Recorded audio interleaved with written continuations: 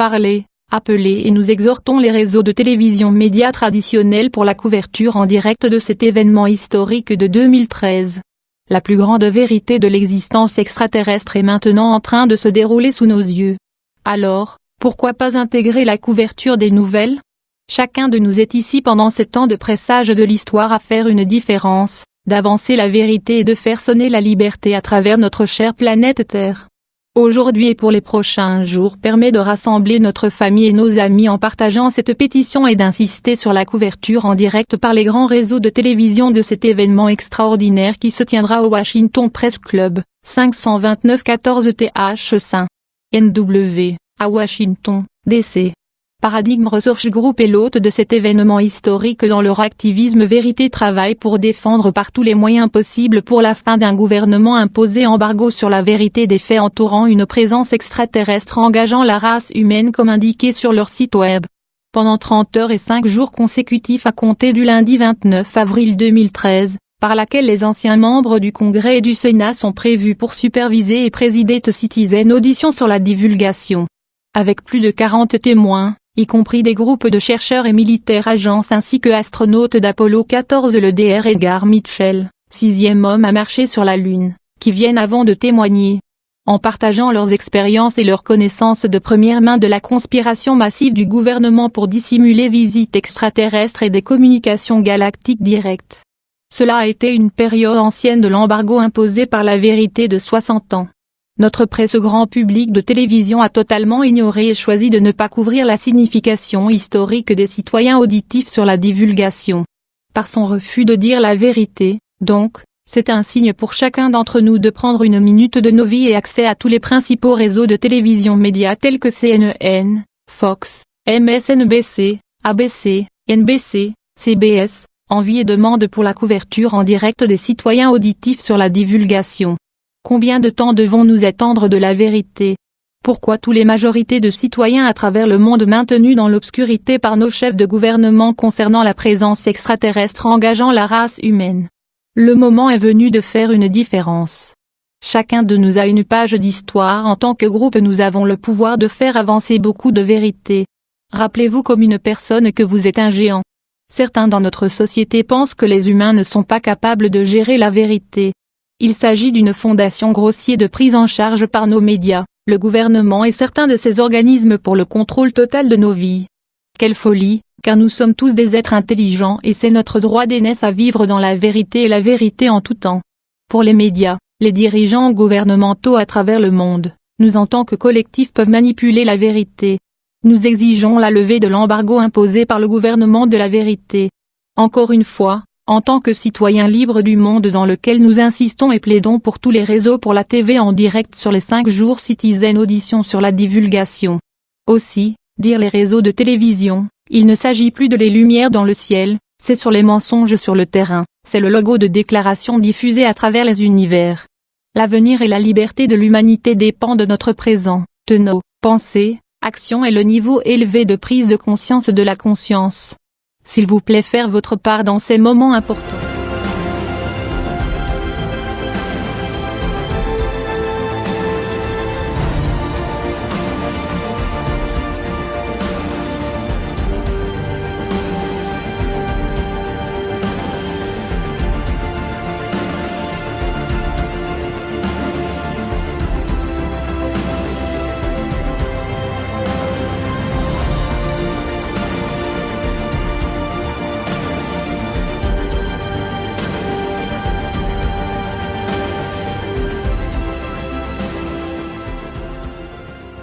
We've had greater success in other countries. There are now more than 14 countries that have opened their UFO files. We've been very instrumental in this. I've worked with people at the Vatican, the French government. And what is also very exciting is that one of the most important documents in history, which I'll provide to the committee, is a document from the Ministry of Defense of France committing to my organization to engage in a long-term project to make peaceful contact with these quote-unquote visitors. And we had an expedition to actually make contact with these extraterrestrial civilizations. And the Admiral later informed us that their radar tracked objects that came over the site at between 100,000 and 200,000 kilometers an hour.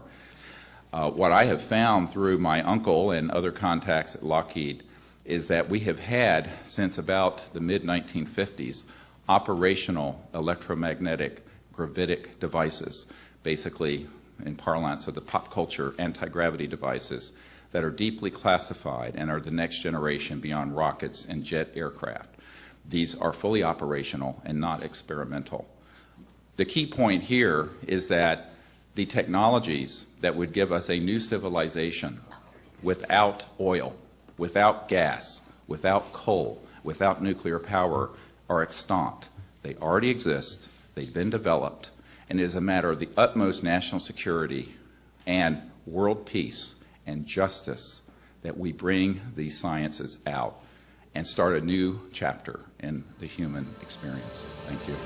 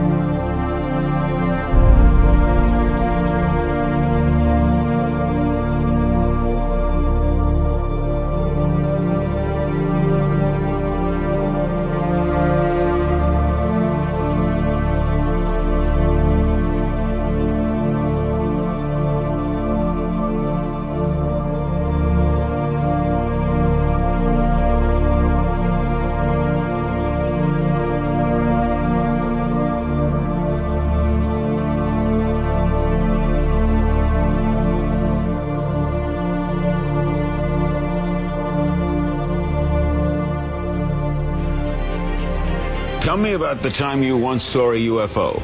Well, I was the district governor of 56 Lions Clubs in southwest Georgia, and I had to visit all the Lions Clubs and make a speech. And I was outside a school lunchroom one night, right before sundown. It was getting dark, and we were getting ready to eat supper. And I and about 25 men were standing around, and all of a sudden in the western sky we saw a strange light coming toward us, a round light. And it got closer and closer, and right above the pine trees, it stopped. And then it began to change colors from blue to red to white.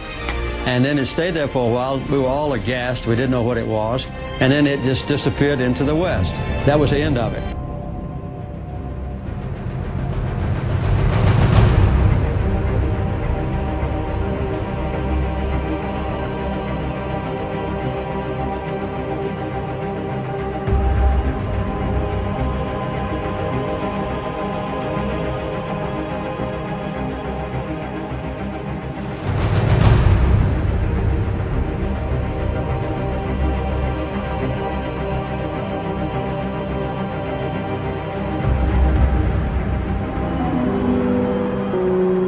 They caused such panic that President Truman was forced to speak about them publicly. In a few short years, UFOs had reached the highest office in the land. Oh yes, we discussed it at every conference that we had with the military. There's always things like that going on. Flying saucers, and they've had other things, you know, if I'm not mistaken.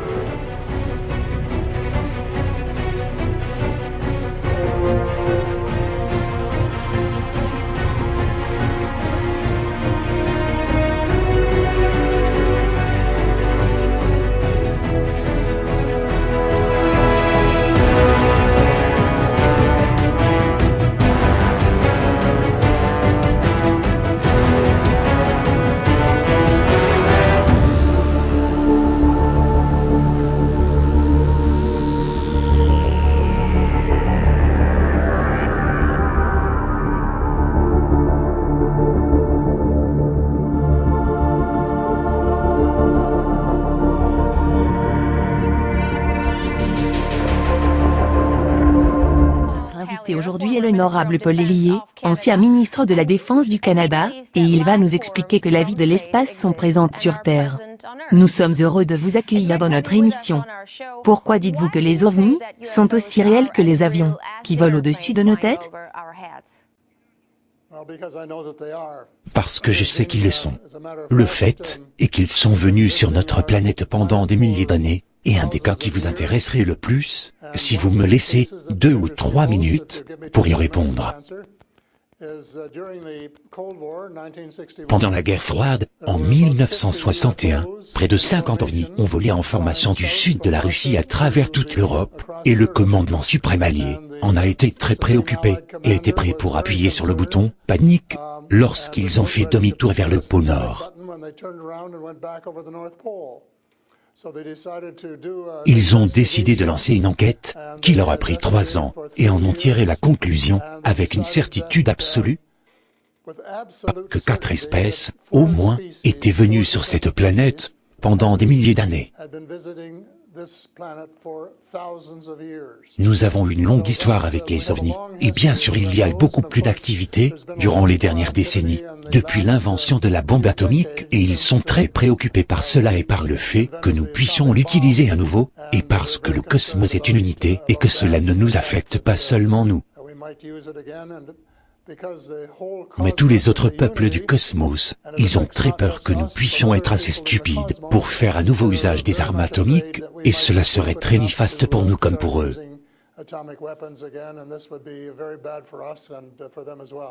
Aucun scientifique sérieux n'a jamais confirmé publiquement des preuves d'une rencontre avec des extraterrestres. Pourquoi les scientifiques ne confirmeraient-ils pas les faits s'ils existent?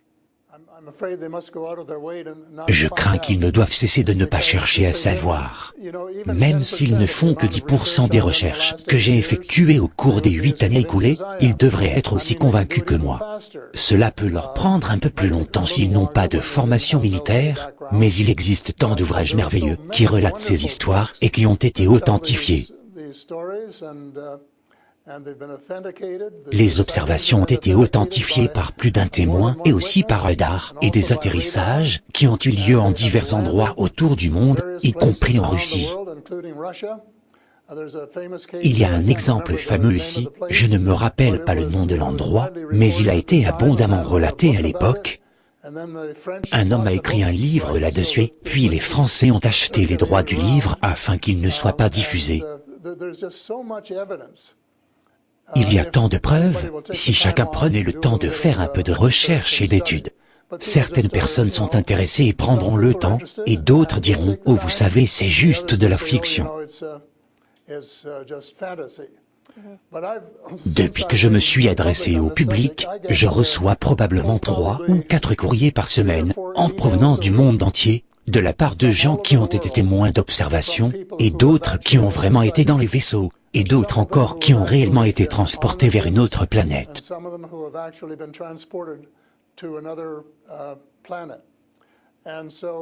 Cette information est top secret, dans le sens où les gouvernements n'en parlent pas, mais si vous écoutez les lanceurs d'alerte et les gens qui ont travaillé dans l'industrie et qui savent ce qui se passe, il y a un tas d'informations disponibles, et cela ne prend pas beaucoup de temps pour y accéder.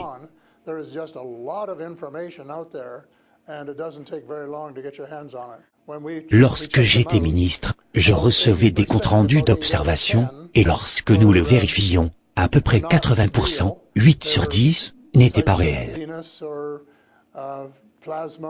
C'était des observations de Vénus, ou de plasma, ou une douzaine d'autres choses. Mais il restait 15 à 20% pour lesquels il n'y avait aucune explication, et il s'agissait d'authentiques objets volants non identifiés. Une des conférences auxquelles j'ai assisté, c'était à Las Vegas, par un gars qui avait écrit un livre sur les accidents, et il en avait des douzaines, et beaucoup d'entre eux étaient très bien authentifiés, si bien qu'il était impossible de lire ces preuves et de ne pas arriver à la conclusion que ces véhicules étaient bien réels.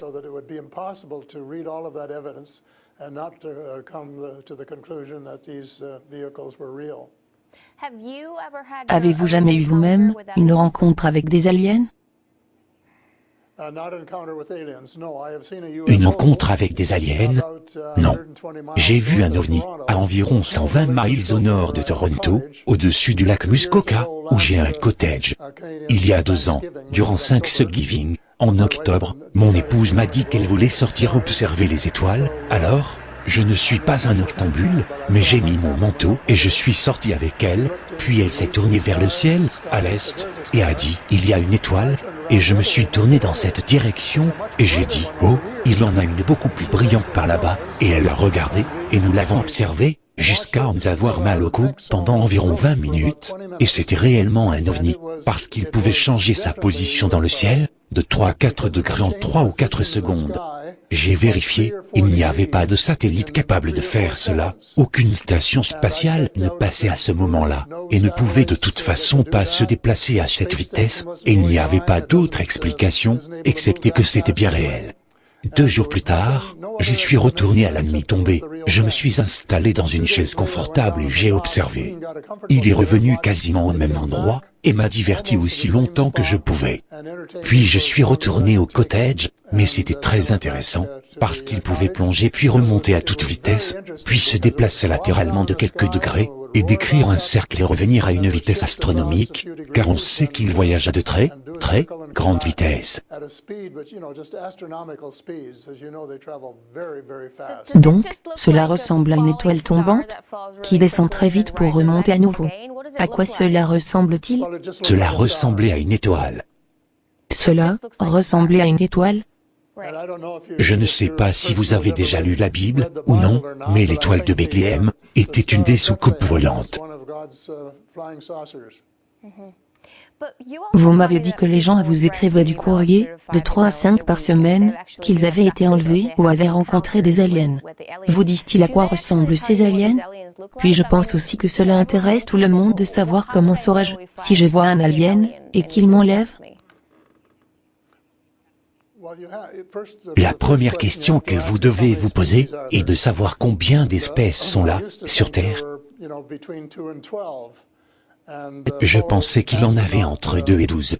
L'astronaute du projet Apollo, Edgar Mitchell, qui est venu à Toronto il y a quelques années et avec lequel j'ai dîné, était d'accord qu'il en avait entre 2 et 12, mais les derniers rapports, qui me sont parvenus de diverses sources, font état d'environ 80 espèces différentes. Et certaines d'entre elles nous ressemblent au point que s'ils marchaient dans la rue vous ne les reconnaîtriez pas au passage.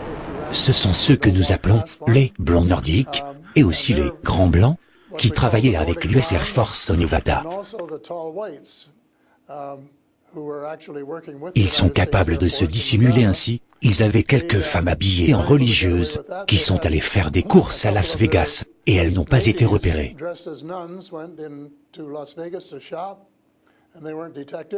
J'avais un ami qui a vu un de ces hommes dans la rue, il sait reconnaître la différence, et c'est ainsi qu'il l'a repéré.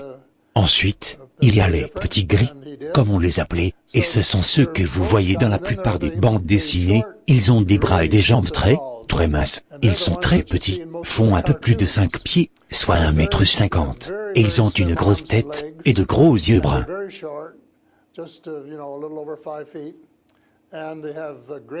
Mais il y a différentes espèces, et qu'elles sont toutes différentes. Si vous voyez les petits gris, vous sauriez immédiatement que vous êtes en présence de quelque chose que vous n'avez jamais vu. Mais si vous voyez un des blonds nordiques,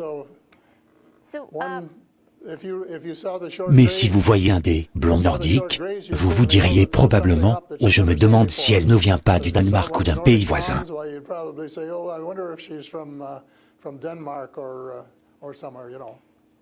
Donc, ces espèces que vous décrivez, sont-elles toutes différentes, en termes amicales ou hostiles? Certaines sont-elles amicales et bienveillantes, et d'autres menaçantes? Sont-elles bien disposées par rapport aux habitants de la Terre, ou sont-elles là pour nous faire du tort?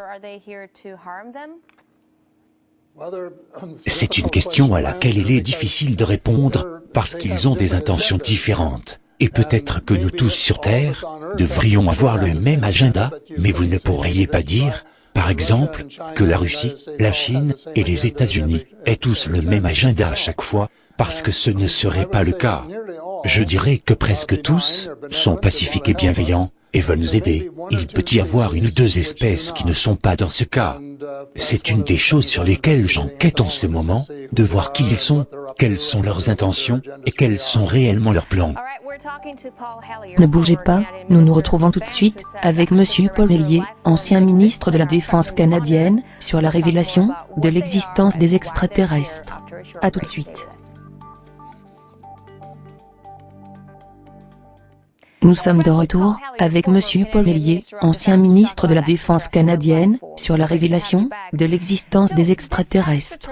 Ces créatures extraterrestres, d'où viennent-elles ou comment sont-elles arrivées ici, sur Terre? Elles proviennent de divers endroits. Pendant longtemps, je ne connaissais que celles qui venaient de différents systèmes stellaires, comme les Pléiades, Zeta Reticuli, et plusieurs autres systèmes stellaires. Mais au cours des derniers mois, j'ai rencontré des gens qui m'ont informé qu'il y en a certains qui sont issus de notre propre système solaire, et qu'il y a des extraterrestres qui vivent sur une planète, appelée Andromède, qui est l'une des lunes de Saturne, et qu'il en a d'autres sur Vénus, et certains sur Mars, et qu'ils ont des contacts entre eux. Je soupçonne qu'ils en ont. Parce qu'il existe ce qu'on appelle une fédération de ces peuples, et qu'ils observent des règles. Par exemple, une des règles consiste à ne pas interférer dans nos affaires, à moins qu'ils n'y soient invités, et c'est une des raisons, probablement pour lesquelles, nous n'en avons pas vu davantage, jusqu'à très récemment.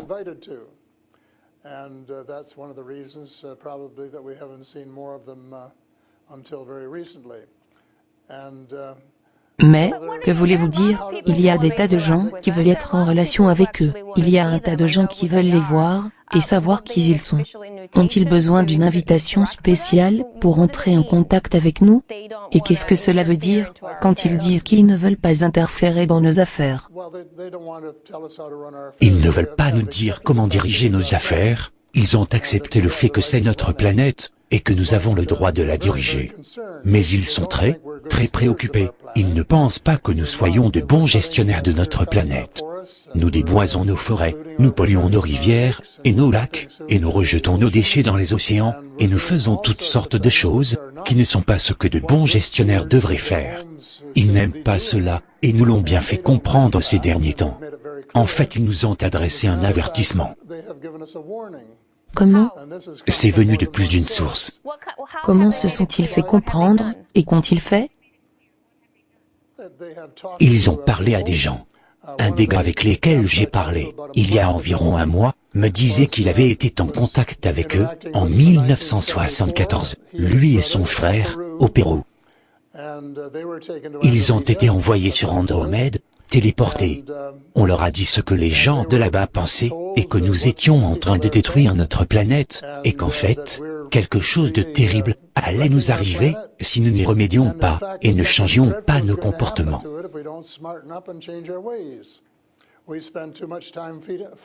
Nous passons trop de temps à nous combattre, nous dépensons trop d'argent dans les dépenses militaires, et pas assez à nourrir les pauvres et à nous occuper des sans-abri et des malades, et que nous polluons notre air et que nous faisons joujou avec des armes exotiques, thermonucléaires et nucléaires, qui ont des effets si dévastateurs, à la fois sur la Terre et sur d'autres régions du cosmos.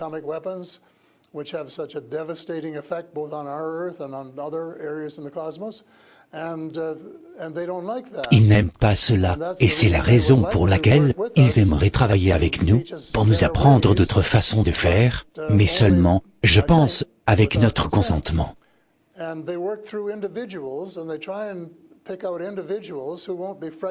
Ils agissent à travers des individus. Ils essaient et choisissent des individus qui n'ont pas une peur bleue d'eux, car ils peuvent très bien vous effrayer.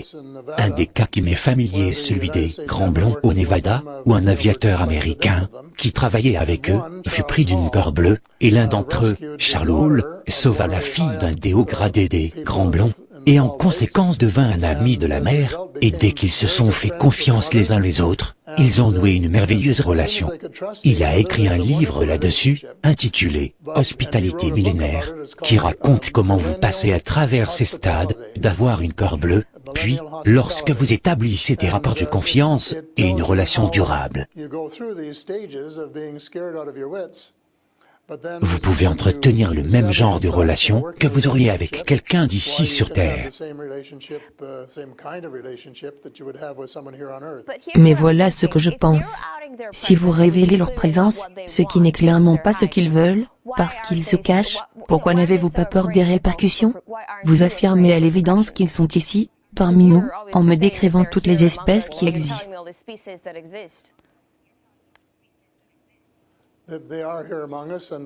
Ils sont parmi nous, et je n'ai pas peur. Parce que dans la plupart des cas, en ce qui concerne la technologie, ils ont des années-lumière d'avance sur nous, et nous avons appris d'eux un tas de choses. Beaucoup de choses que nous utilisons aujourd'hui proviennent d'eux, vous savez, les lumières LED, les puces électroniques, les gilets en Kevlar et toutes sortes de choses issues de leur technologie. Et nous pourrions en avoir beaucoup plus encore.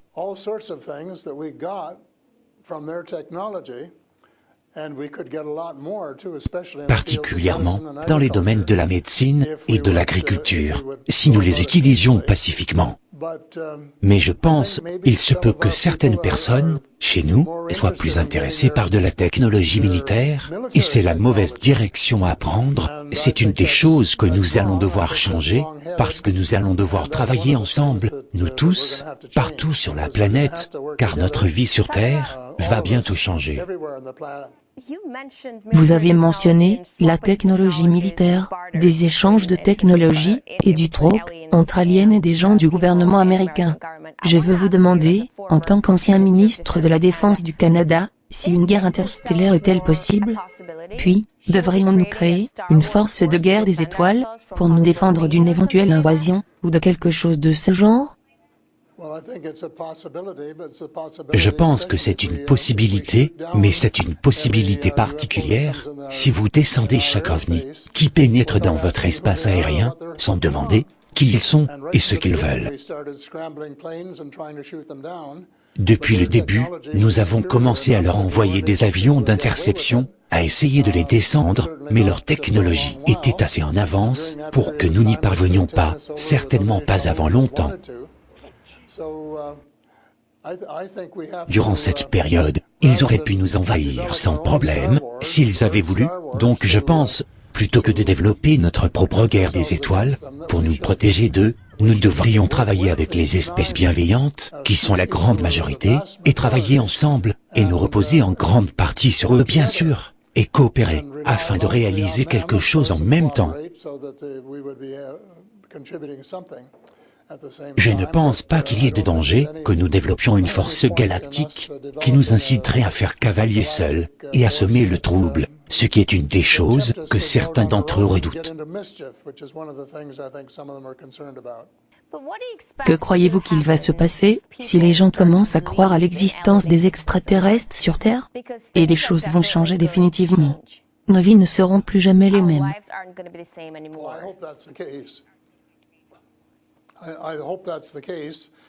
J'espère que ce soit le cas. Je suis absolument pour la divulgation totale, et je vais faire fortement pression en faveur de la divulgation totale dans le livre que je suis en train d'écrire. D'en donner certaines raisons sur des choses que nous devons réellement savoir, et que nous avons le droit de savoir. Notre avenir en tant qu'espèce, et par là j'entends toutes les espèces du monde, est potentiellement en danger si nous ne comprenons pas ce qui se passe, et si nous ne travaillons pas pour essayer de rendre la vie plus vivable pour nous tous, et si nous ne travaillons pas également avec nos voisins d'autres planètes.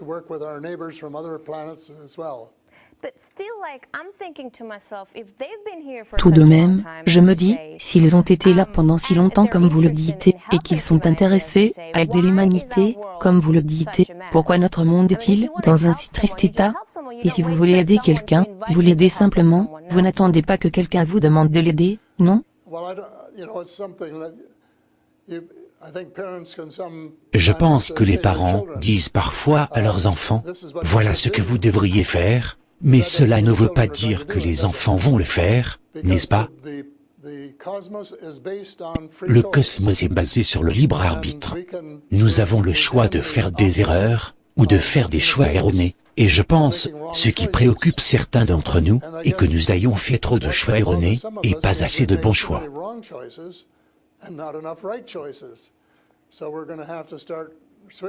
Donc, nous allons devoir changer nos priorités, et arrêter de dépenser autant de temps d'efforts dans des armes, pour nous entretuer, ou nous dominer les uns les autres, et passer beaucoup plus de temps à nous entraider pour avoir une vie meilleure et une société plus juste, et une vie plus saine. Que la santé soit meilleure, et l'alimentation en nourriture soit meilleure et que l'air soit plus pur et l'eau plus pure, et que toutes ces choses qui sont en attente soient faites, si nous nous réunissons, et comme on dit, ramons dans la bonne direction, dans la même direction, c'est faisable, mais c'est une tâche immense, et jusqu'à présent nous ne l'avons pas réalisée.